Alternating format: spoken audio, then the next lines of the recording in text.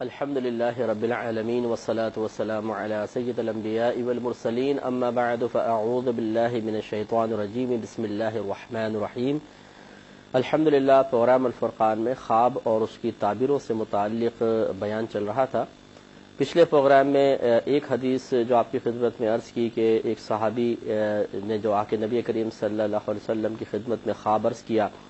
کہ یا رسول اللہ صلی اللہ علیہ وسلم میں نے خواب دیکھا ہے کہ میرا سر قلم کر دیا گیا، جس پر نبی کریم صلی اللہ علیہ وسلم مسکرائے اور آپ نے ارشاد فرمایا کہ بعض اوقات انسان سے خواب میں شیطان کھیلتا ہے، جب اس قسم کے خواب نظر آئیں تو کسی کے سامنے بیان مت کرو۔ تو اس میں اشارہ تھا اس طرف کہ اگر بالفرض کوئی خواب فضول سا محسوس ہو تو اسے کسی کے سامنے بیان نہ کریں۔ ایک بات تو یہ کہ وقت کا ضیاع ہے، صحیح بات ہے جو مجھے سمجھ میں آتا ہے، اور دوسرا یہ ہے کہ اگر سامنے والا کوئی غلط اور الٹی سیدھی تعبیر بیان کر دے گا، حالانکہ خواب وہ ایسی فضول ہے شیطان کی طرف سے جس کی تعبیر نہیں ہوگی، لیکن وہ اپنے قیاس سے کر دے گا تو پھر ہم وسوسے کا شکار ہو جائیں گے۔ اب بہت سے بھائی اپنے اپنے خواب بیان کرتے ہیں کہ جی ہم چل رہے تھے، اچانک سامنے ایک کتا آ گیا، پھر میں ہوا میں اڑنے لگا، بادلوں میں چلا گیا، پھر اچانک ایک چیل آ گئی، اس نے مجھے چونچ مار دی، میں گر گیا، پانی کے اندر چلا گیا، پھر شارک مچھلی آ گئی مجھے کھا گئی، پھر میں پیٹ سے باہر نکل آیا، اور عجیب و غریب قسم کے خواب، اور اتنے انہماک اور تفصیل سے بیان کرتے ہیں کہ بس وہ سنتے رہیے آپ آدھے گھنٹے تک، پوری ایک فلم جیسے ان کے ذہن میں موجود ہو۔ تو اس سے وقت کا بڑا ضیاع ہوتا ہے، نتیجہ وہی آخر میں یہی کہنے پہ انسان مجبور ہوتا ہے کہ بھائی یہ فضول قسم کا خواب اس کو چھوڑ دیں۔ لیکن ہماری عوام کی بھی ایک عجیب حالت ہے کہ وہ اس قسم کے جوابات کو پسند ہی نہیں کرتے ہیں۔ وہ تو کہتے ہیں ہمارے خواب کا کوئی نہ کوئی مقصد نکالو، کوئی نہ کوئی تعبیر بتاؤ،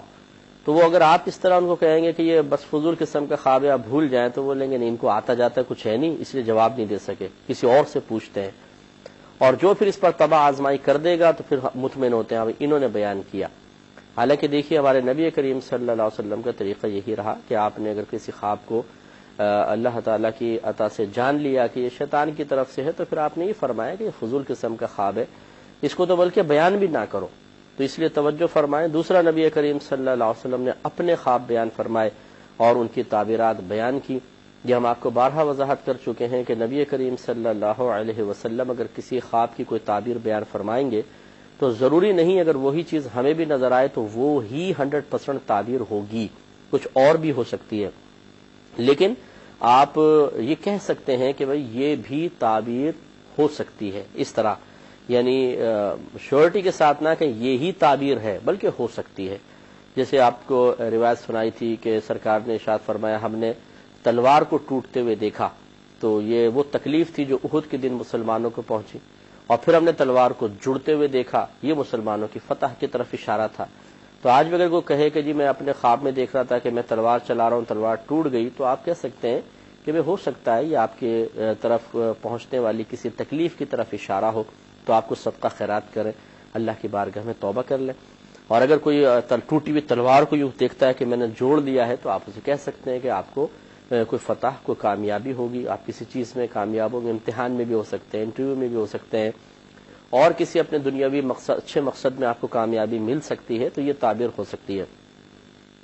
مزید آگے بیان کرتے ہیں امام ترمذی رحمۃ اللہ علیہ نے اس کو ایک روایت ہے جس کو بیان کیا ہے، حضرت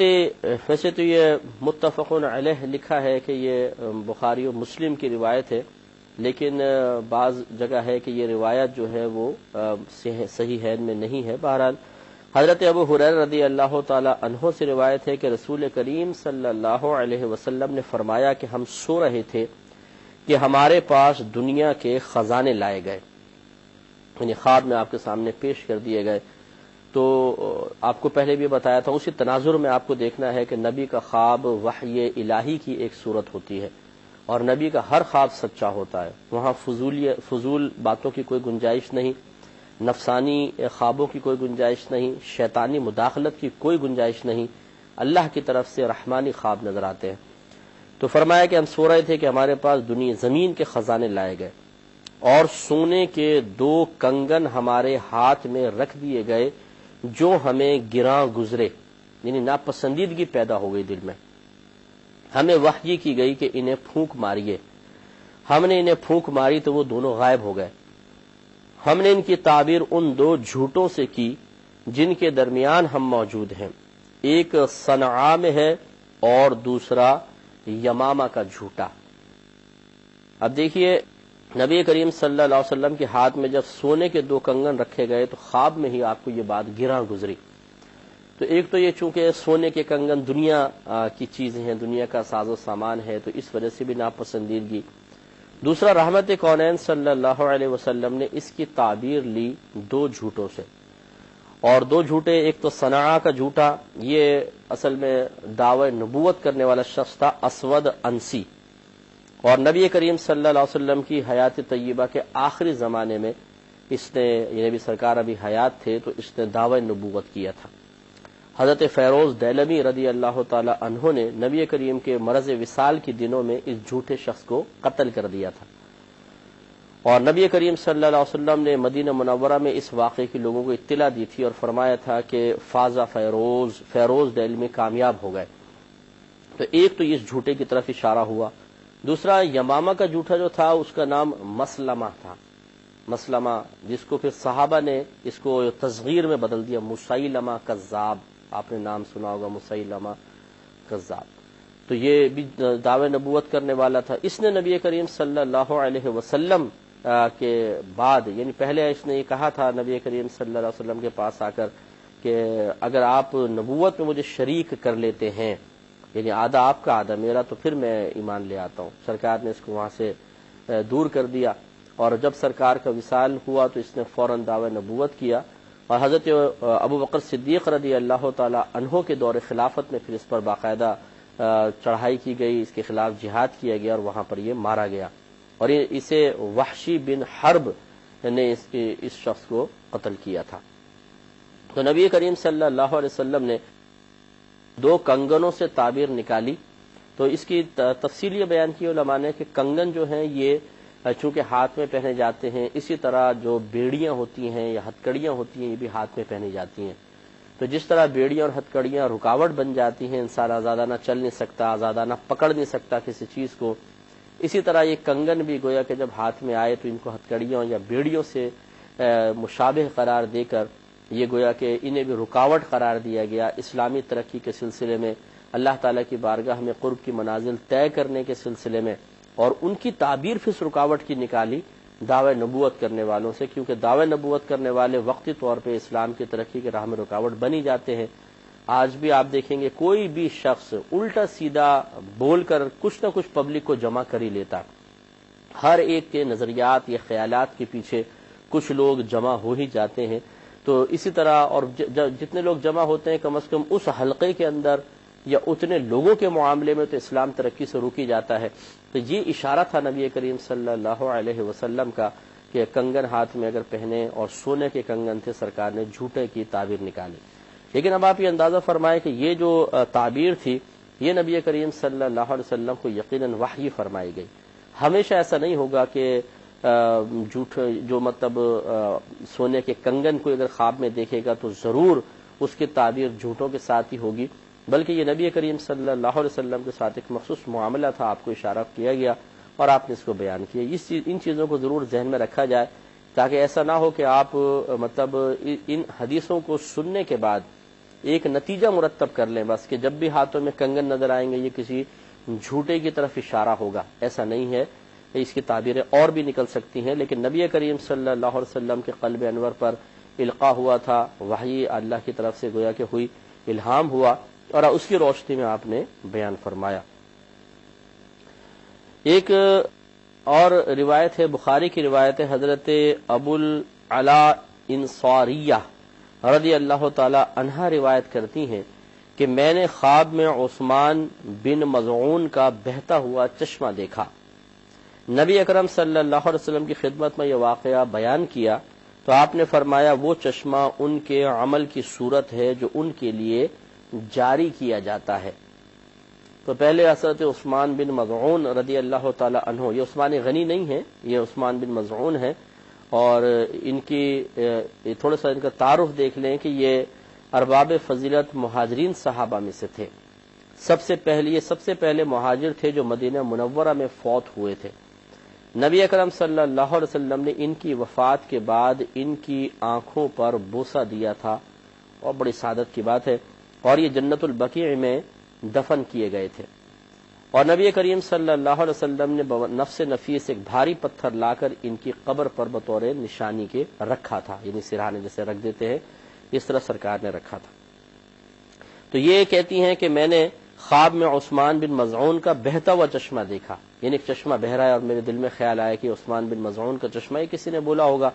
تو نبی کریم صلی اللہ علیہ وسلم سے جب اس کی تعبیر معلوم کی گئی تو آپ نے فرمایا کہ یہ اصل میں ان کے عمل کی ایک صورت ہے جو ان کے لیے جاری کیا جاتا ہے۔ گویا کہ سرکار نے فرمایا کہ یہ آپ کو دکھایا گیا ہے کہ عثمان بن مظعون کا جو عمل تھے، وہ دنیا میں نیک عمل کرتے تھے، وہ ان کے لیے ثواب جاریہ بن چکے ہیں۔ جس طرح چشمہ مسلسل پانی زمین سے پھوٹتا رہتا ہے، چشمہ بنتا ہے، پھر اس سے نالی نکال دیں تو وہ بہتا رہتا ہے، اسی طریقے سے عثمان بن مظعون نے اپنی زندگی میں جو اعمال کیے ہیں، اللہ تعالیٰ نے ان کے اعمال کا ثواب جاری فرما دیا ہے، اور وہ ثواب ان کو ملتا رہے گا۔ تو یہ بھی ایک نئی چیز آپ کو پتہ چل گئی ہوگی، یا اگر پہلے پتہ تھی تو بہرحال اس کی توثیق ہو گئی کہ اگر چشمہ خواب میں انسان دیکھے تو نیک عمل کے ثواب جاریہ، نیک عمل کے ثواب کے جاری ہونے کی طرف اشارہ حاصل کیا جا سکتا ہے۔ اگر آپ مثال کے طور پہ آپ نے اپنے والد، آپ کے دل میں خیال آئے جی میرے والد کا چشمہ ہے، اور یعنی وہ بہہ رہا ہے پانی کا چشمہ، تو آپ اس کی تعبیر کہہ سکتے ہیں بھی میرے والد کے کچھ ایسے ضرور اعمال ہوں گے کہ جن کا ثواب انہیں مسلسل ملتا رہے گا۔ یہ آپ بالکل تعبیر نکال سکتے ہیں، یا کسی اور کے لیے بھی بول سکتے ہیں، لیکن بات وہی ہے، ایسا نہیں ہے کہ ہمیشہ ایسا ہو۔ یہ حضرت شیخ عبد المحدث دہلوی رحمۃ اللہ علیہ نے یہاں پر ایک حکایت لکھی ہے، وہ میں آپ کو بھی عرض کرتا ہوں۔ یہ کہتے ہیں کہ میں نے یگانہ روزگار جلیل القدر شیخ عبد الوہاب متقی رضی اللہ تعالیٰ عنہ سے سنا کہ میں نے اپنے شیخ علی متقی رحمۃ اللہ علیہ کو خواب میں دیکھا۔ کیا دیکھتا ہوں کہ ان کے پاس چھوٹے بڑے کئی حوض اور چھوٹی بڑی نہریں جاری ہیں۔ شیخ نے ان حوضوں کی طرف اشارہ کر کے ارشاد فرمایا کہ یہ جامع صغیر ہے، یہ جامع کبیر ہے، یعنی کتاب انہوں نے لکھی تھی، یہ جامع صغیر ہے، یہ جامع کبیر ہے، یہ ہماری فلاں کتاب ہے، اور یہ فلاں رسالہ ہے۔ اسی طرح اپنی کتابوں، رسائل اور تصنیفات کا نام لیتے جاتے تھے جو انہوں نے علوم دینیہ کے بارے میں لکھی تھیں۔ تو دیکھیے یہ بھی معلوم ہوا کہ اگر چشمہ پانی کا نظر آئے، نہریں نظر آئیں، حوض نظر آئیں، تو یہ کسی کے فیض کے جاری ہونے کی طرف بھی اشارہ ہو سکتا ہے، کسی کے ثواب کے جاری ہونے کی طرف بھی اشارہ ہو سکتا ہے۔ ایک اب طویل حدیث ہے جو نبی کریم صلی اللہ علیہ وسلم کے خواب پر مشتمل ہے، اور یہ بخاری اور مسلم وغیرہ کے اندر نقل کی گئی ہے، اور کافی طویل ہے۔ بخاری کے حوالے سے ہم آپ کی خدمت میں عرض کرتے ہیں، اور یہ اس میں نبی کریم صلی اللہ علیہ وسلم نے بہت سارے اعمال کا تذکرہ فرمایا جو آپ کو خواب میں دکھایا گیا۔ ایک واقعہ، پورا طویل واقعہ ہے، اور ان واقعات پھر آپ کو خواب میں ان واقعات کی وجوہات بیان کی گئیں۔ تو جیسے کہ ہم آپ کی خدمت میں عرضی کر رہے ہیں، اور سیدہ عائشہ صدیقہ رضی اللہ تعالی عنہا نے بھی ارشاد فرمایا کہ نبی کریم صلی اللہ علیہ وسلم کو سب سے پہلے جب وحی ہوتی تھی تو سچے خوابوں کی شکل میں ہوتی تھی، اور جیسا آپ رات میں خواب دیکھتے تھے ویسا ہی دن میں صبح کی سفیدی کی طرح وہ ظاہر ہو جاتا تھا۔